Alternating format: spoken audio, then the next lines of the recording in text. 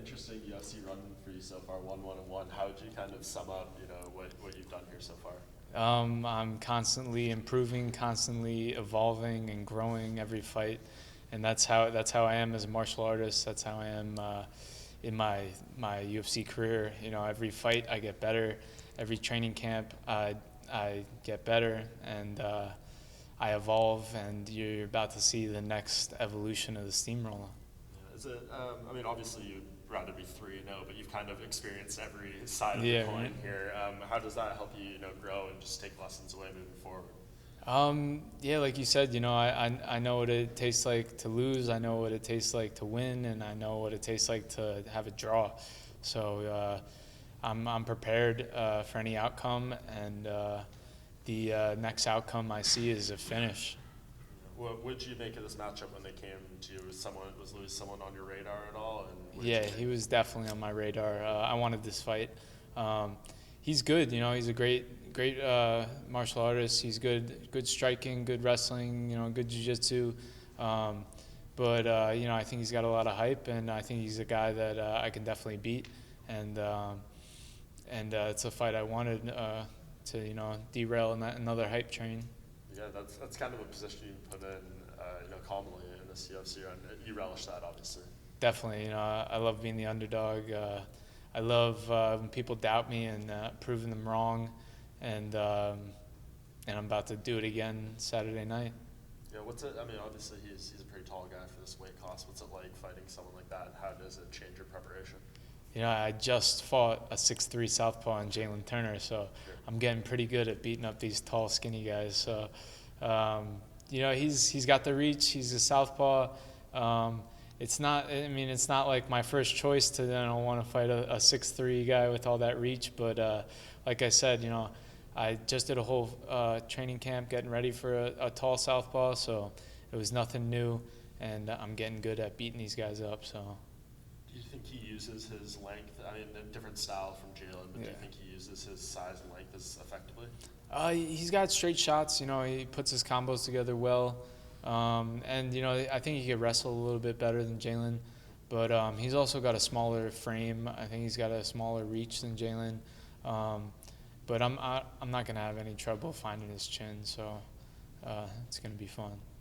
When you verse these taller guys, do you feel like you have a strength advantage just because, you're shorter and you get to pack on more mass? Yeah, definitely. I've never fought a guy that I felt is stronger than me.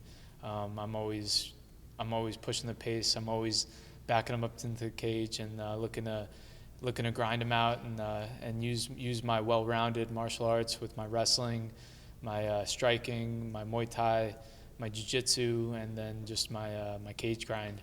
I think the cage work is definitely an overlooked part of MMA, and I'm pretty strong there. I've been learning from Aljamain Sterling, and he's one of the best cage grinders out there. I'm ready. Do you like that trade-off, sort of giving up the height and length, for strength?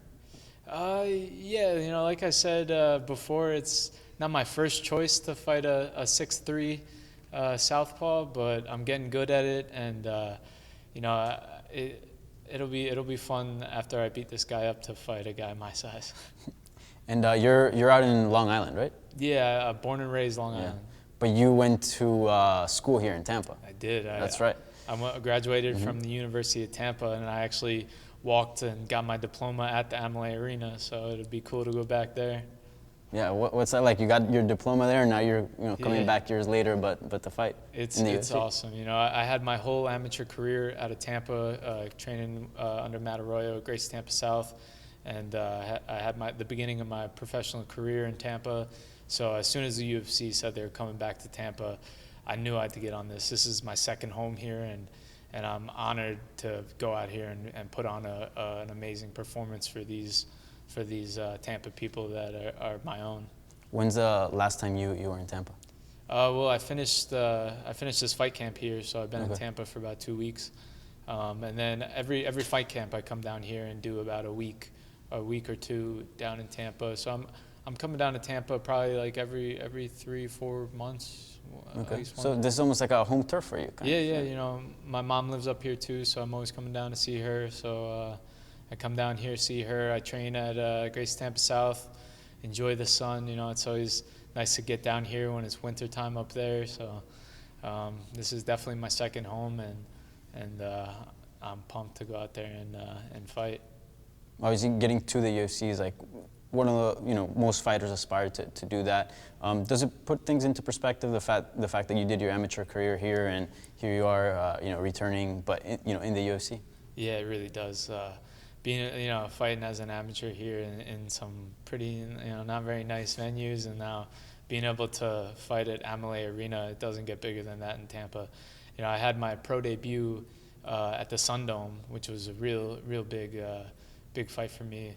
And now to be able to fight at Amalie Arena as well, those are the two biggest spots in Tampa to fight at. So it's pretty awesome.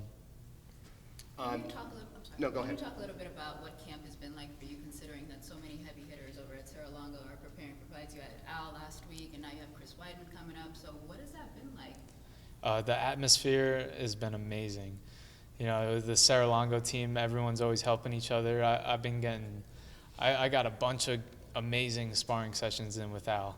We were banging it out on Sundays.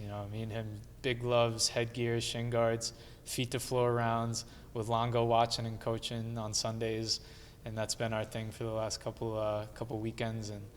And then Weidman's in there working hard as well. It's a great atmosphere with being in fight camp with these guys, and it was a tough fight for Al, but he'll be back. He's a beast, and I'm looking to go out there and get the momentum back for the team, and then Weidman's gonna handle his business in Boston. Are you going to be cage side for UFC Boston? I'm gonna try to be. You mentioned teammate Ally Quinta. You're very close with him now, training all the time. He's your sparring partner. Would it be safe to say with his 2-fight skid that he's on, he's got a chip on his shoulder, maybe a little bit more fire behind him right now? Al's always got a chip on his shoulder. He's ready to go. He's a fighter through and through, and he's gonna dust that loss off and get back to work and put on a great performance and get back to his winning ways in the next one. You guys are in the same division. Do you ever have discussed what would happen if you guys became number 1 and 2 at the same time or anything like that? It hasn't came up, but that'd be ideal. That'd be ideal. Yeah. Would you consider fighting him for, like, if it was for title contention or for something like that? Yeah, he'll get the belt. I'll stay beat up everyone else, and then once he retires, I'll get the belt. Something like that. We fight all the time, so. Okay. That's cool. You want to come watch a sparring session? You can come by the Serra-Longo. You and Luis Pena, both known for getting into wars. Definitely, would you say that for yourself? Are you going to start to maybe try to get away from that a little bit to try to maybe find that path to the top of the division? Maybe smarter fights and stuff like that. I fight how I fight. I'm a calculated killer out there. Every fight, I'm improving and getting more dialed in and controlling that killer and being more calculated. So I don't see that happening. I think every time I step in there, it's going to be an entertaining fight, and I'm looking to finish them. And I, from bell to bell, there's no feeling out process with me. I'm going out there trying to take him out, and that's how I fight. He's obviously not going to give it up very easily. Are you expecting possibly to get into deep waters with him Saturday? Oh yeah, I'm prepared for that. I hope that he's put in a great training camp and that we could put on an amazing fight. And I would ideally like to beat him up for 2 rounds and get a nice finish in the third. That'd be cool. Great suit. Yeah. Are you wearing somebody specific? Yeah, this is a Bespoke Co. right in Tampa, actually. Nice new sponsor. They hooked me up a little custom suit, so it's very nice. Thanks. Matt, born and raised in CI, man, Suffolk County, stand up, bro. There you go. How inspiring is it, growing up wanting to be a fighter and to see, like I always remember the Sarah win over GSP and then Weidman beating Anderson. What were some of the inspirational moments for you from guys that grew up on the island to be where you are at today? You just said it right there. When Matt Serra knocked out GSP, it didn't get bigger than that at the time.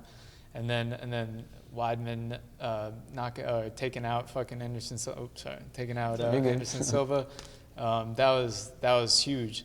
And then, whenever, I would come, I was going to school in Tampa, and I would come back, being able to train alongside, Aljamain Sterling, Ally Quinta, and like Merab, and watching these guys, and now living up there and being able to call these guys teammates is inspiring. And sometimes, and now they got my picture up on that wall. And like I look up there, and I remember when I first moved back, I would look at all those pictures of those Long Island legends, and I would be jumping rope saying, I'm going to be up there. And now I'm up there, and now I look at that wall and I see a picture of Weidman with the belt and Sarah with the belt, and now I see myself with the belt up there on that wall eventually. So it's inspiring training with these guys.